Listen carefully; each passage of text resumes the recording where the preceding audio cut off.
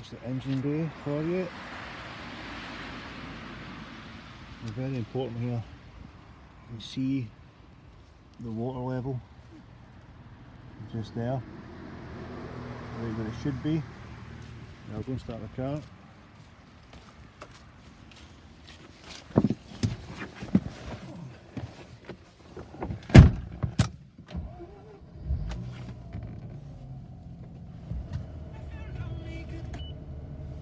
Now you'll notice the little red light on there, that's the expansion tank warning light. It's a common fault with Mazda RX8 that the float in the tank absorbs water, it breaks down, absorbs water, and the sponge sinks to the bottom of the expansion tank. The expansion tank level is completely normal. It is a common fault, it's not repaired under warranty or anything, they don't acknowledge the fault, but if you go into any Mazda forum they'll tell you it's a very common fault, but it's nothing to worry about. Cheers.